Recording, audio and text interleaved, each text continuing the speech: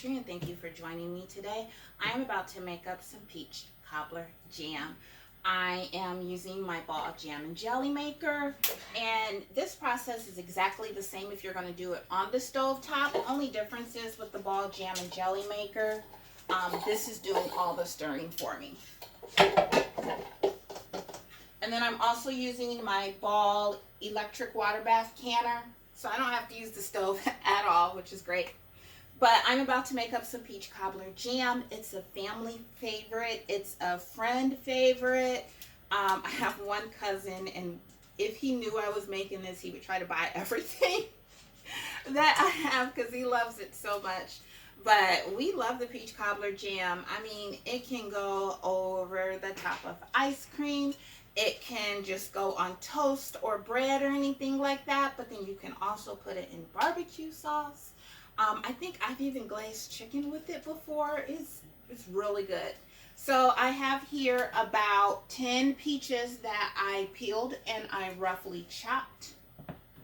I have 3 cups of brown sugar and 3 cups of white sugar. I know it seems like a lot, but I'm doing a double batch. This is recommended that you not do a double batch in here, but I have for this before, so I know it's good. I also have my pectin, lemon juice, cinnamon, and nutmeg. So I'm going to get started. I am going to sprinkle 3 tablespoons in the bottom of this. And do it kind of evenly, as much as possible. Now I am going to take my roughly chopped peaches and kind of mash them down, crush them a little bit. These are super ripe. We got them off the peach truck. So I know there are multiple trucks that make deliveries to northern states from for Georgia peaches, and there's the peach truck, which honestly I've never had the peach truck, because you have to pre-order those, and I never know how many I want when you have to order before they're sold out. I always go back and forth with, do I want 2 boxes or do I want 1 box? So the last couple of years, I've been going to a company called Indian River Direct, and those are not pre-order, so I can wait until I get to the truck. So I have plenty of time to make up my mind how many I want. But they're not going to come until the end of the month. And I came home on Friday. My mister had this half bushel box of peaches sitting on the counter. And I'm like, where'd you get those from? Because all the peach trucks I knew of were not in town. Well, I guess there's another one. And you don't have to pre-order those either. I believe it was $35, he said, for a half bushel, which is a little bit cheaper, about $10 cheaper than the peach truck. Only thing is, when you get them, they're not ripe. So you have to kind of let them sit for a couple of days before you can do anything with them.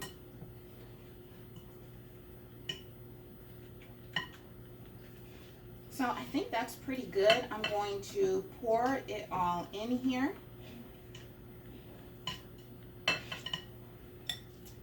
And a plus that I like about these also are they are freestone, which means the meat of the peaches release very easily from the pit.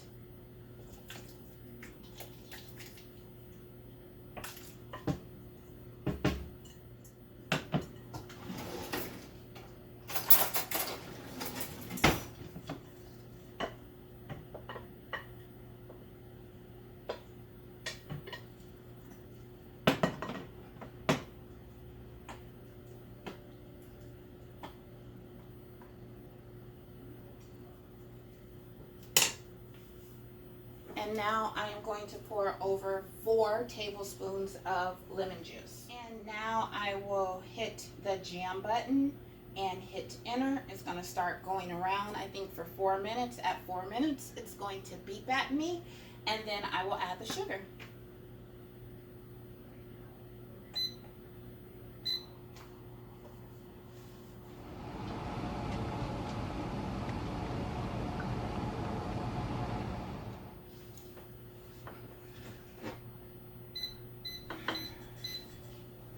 So this just beeped.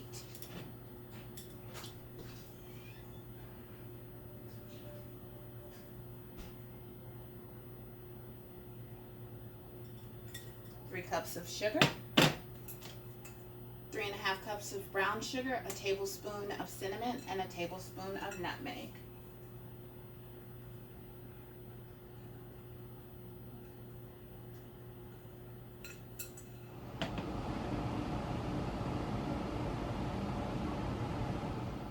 Once the sugar starts to melt down and starts to caramelize everything, your whole house is gonna smell up, I tell you. And it's already starting to melt down. You do not have to do this. You could put the top on it and walk away, but I feel I have to. But man, look at that already.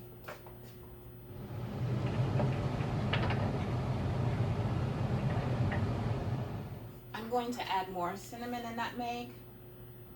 I don't taste any of it, and of course not, because I'm doing a double batch. So that's a total of 3 tablespoons of cinnamon and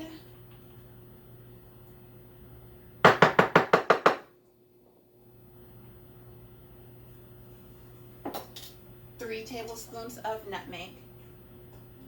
While this is cooking and I still have another 15 minutes left to go, I'm going to throw my jars in here.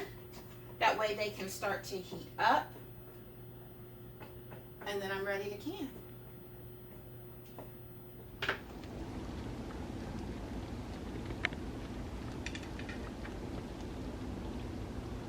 So this just went off and I have my hot jars here. I put them in the box to kind of help maintain any spillage that I might have. And I'm going to unplug this. This isn't that hot. And start filling up my jars.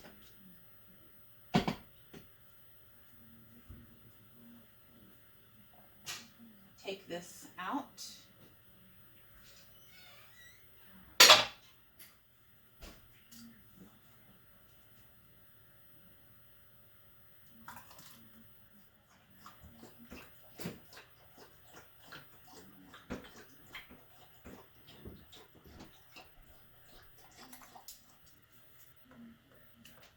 These get filled to 1/4 inch.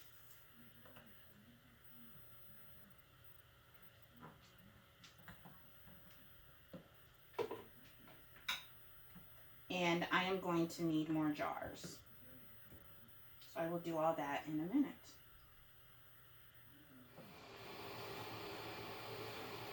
So after each one has been filled to the proper headspace, I am now wiping the tops, the rim, and the sides of all my jars with a little bit of vinegar.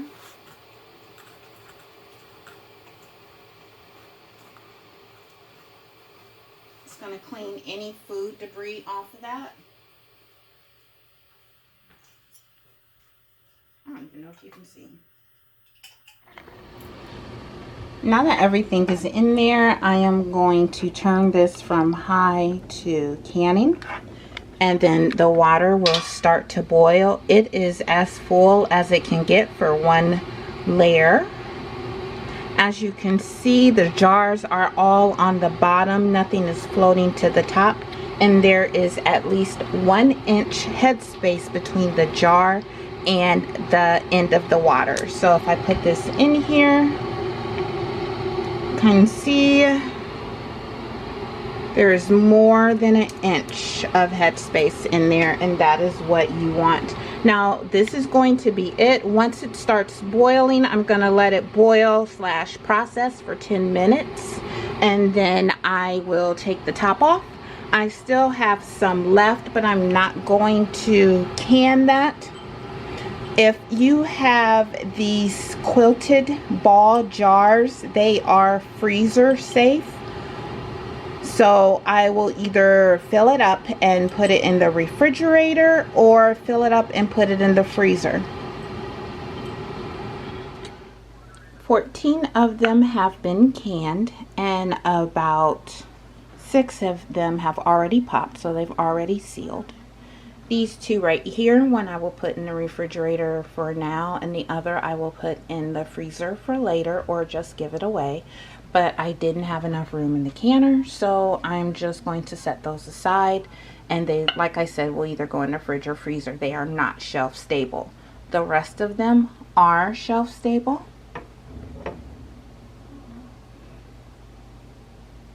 So we are good to go.